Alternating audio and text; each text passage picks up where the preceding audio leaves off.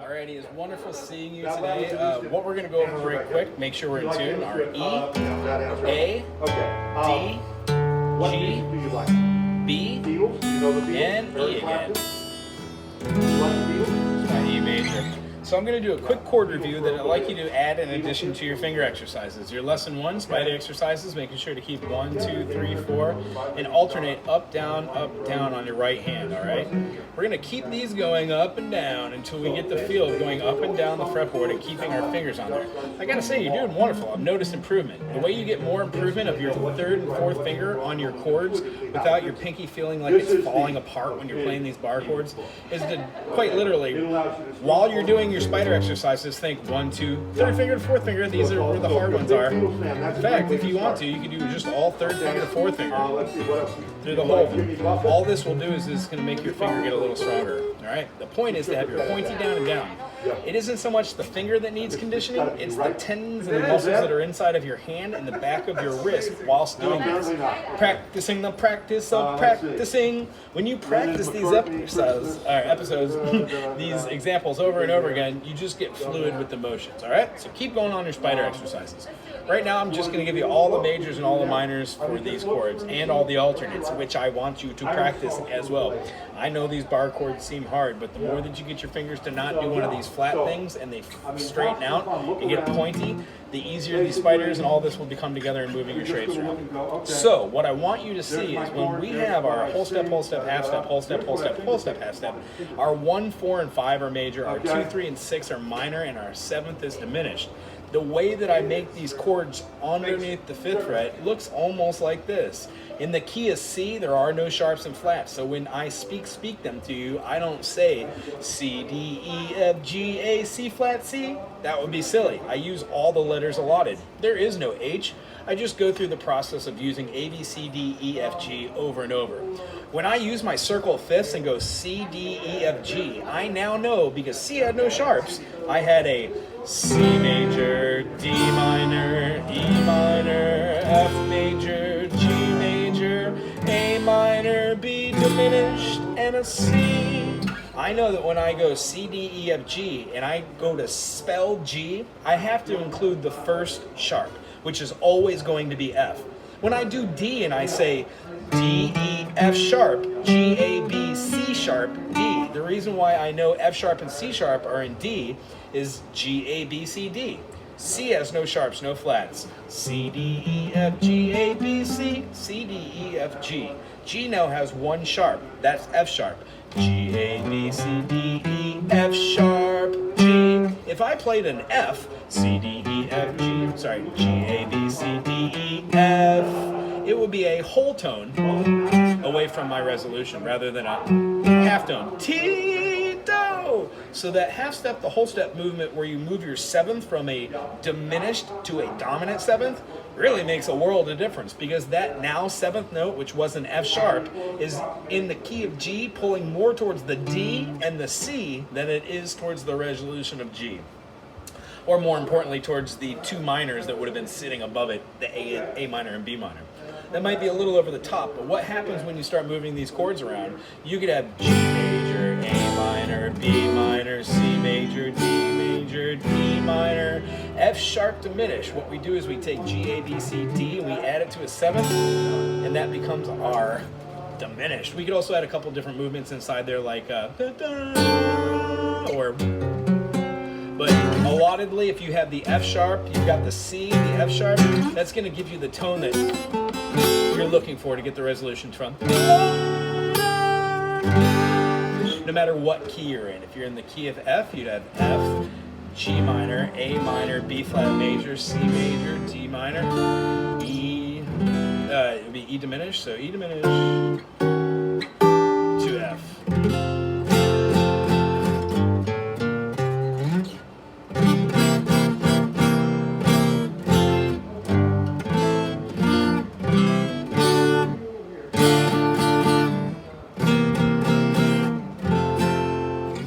So when we go through the process of hearing do, re, mi, fa, sol, la, ti, do, what we're hearing is a whole step between F and G, a whole step between G and A half step between A and B flat, whole step from B flat to C, whole step from C to D, whole step from D to E, and then a half step from E to F, thusly giving us do, re, mi, fa, sol, la, ti, do. Wherever I do that on this fret, it always is going to come out to the same pattern giving me these. So what I was trying to allude to the other day is when you practice the practice of practicing, those first C major scales I gave you with the third finger in C would have C, open D, E, F, open G, A, open B, C. When I use that same scale and I omit the first and the open and I use my second finger in lieu of my third,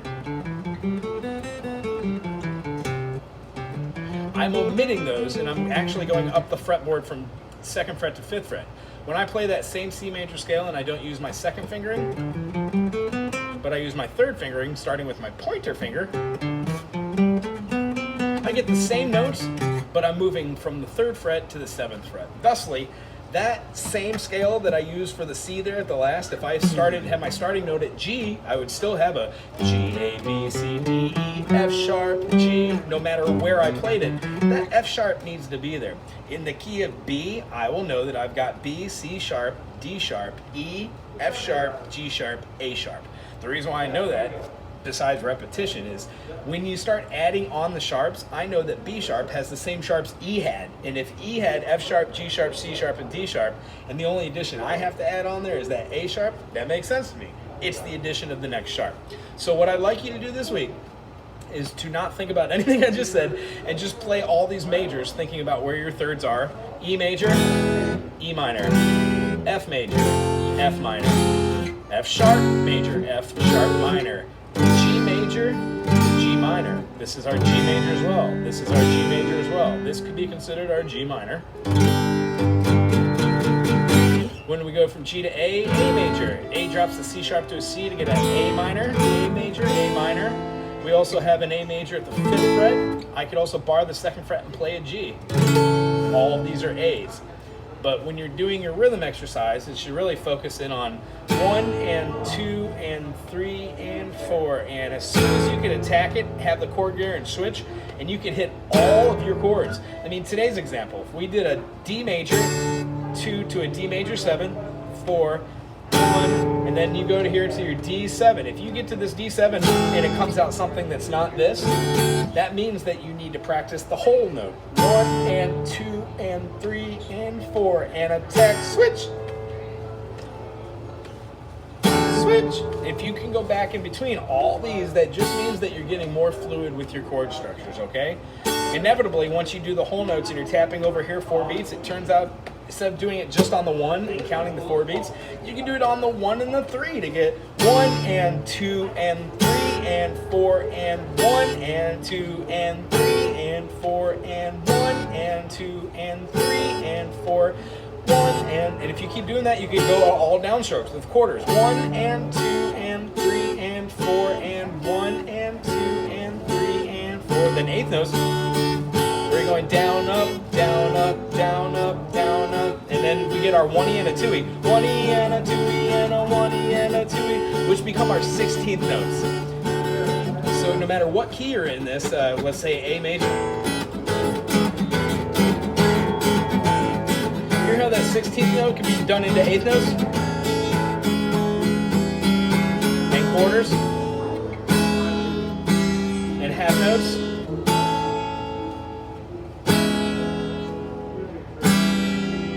And whole notes? 1 and 2 and 3 and 4 and 1 and 2. Everything can be slowed down. So I'd like you to take the chords you've been doing and try and do them in a different way in a fashion. All right, here's where our A major and our A minor pentatonic comes in. What we had done last week was we showed you how to play a C to an A.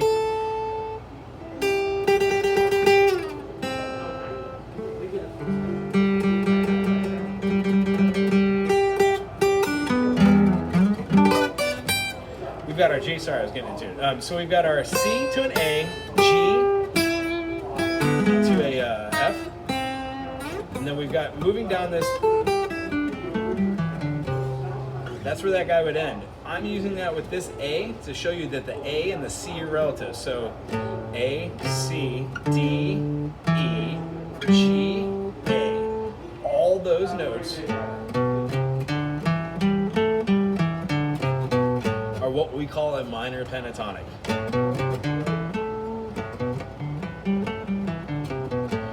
When I do a major pentatonic, I'm going to be using my 1, my 2, my 3, my 5, and my 6. So in the key of A major, an A major pentatonic would be A, C sharp, E, then my 6th. In this case, I'm going to be using my G. Actually, it should be G sharp, shouldn't it?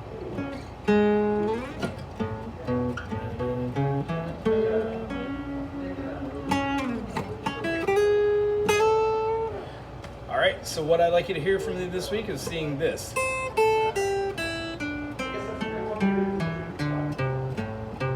This is what we learned last week, yeah? Do these over and over. Make sure on your right hand you've got a up, down, up, down, up, down, up, down, up, down, up, down, up, down, up, down, up, down. Making sure you're keeping your fingers pointed. I can see by example, I've just moved my finger in the wrong form. I use my 3rd finger on the 4th fret away. A little wrong. So make sure that you're using your fingers intermittently, back and forth right here. As soon as you get to here, here's where your next interesting part comes. You can take this up and start with the same note you're on and do the same thing.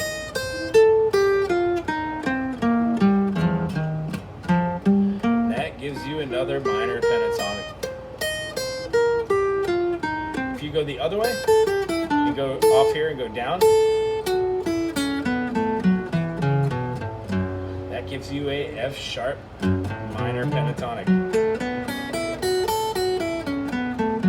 What I wanted to show with the major pentatonics, if you weren't to go 4 frets away and go 3,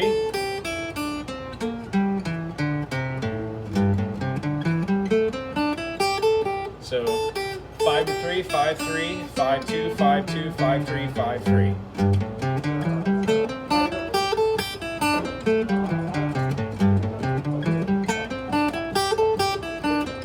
So these are going to be your major pentatonics that you're going to be going over the same way you were doing the minor pentatonics. What happens is when you have songs that incorporate like an A major, B minor, sus with a 7, hear that bluesy note, that 3rd, that flattened 3rd, and that 7th clash together? Isn't that beautiful? So you have...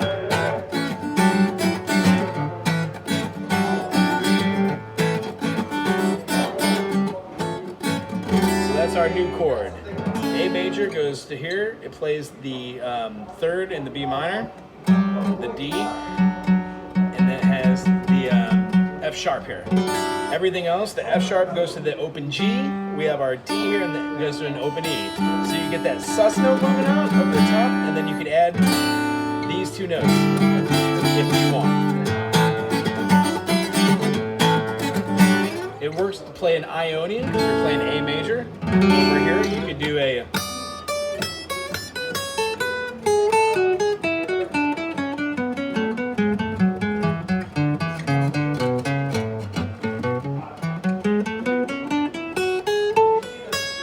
All those would be the notes in Ionian for the major, just the A major.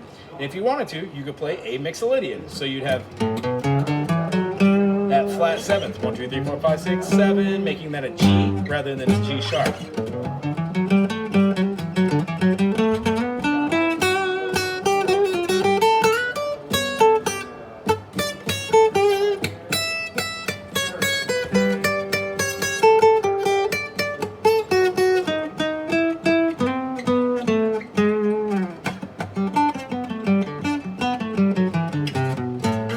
So here's your minor pentatonic, here's your major. Right? So I'm going to throw those for this video for this week. Try and play those up and down the scale. If you want to, try and do it in G. Then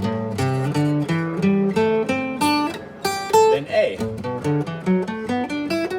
Then B. And then C. Each time along the way, you should get a little bit more speed, but start off slow. So it'll be more like...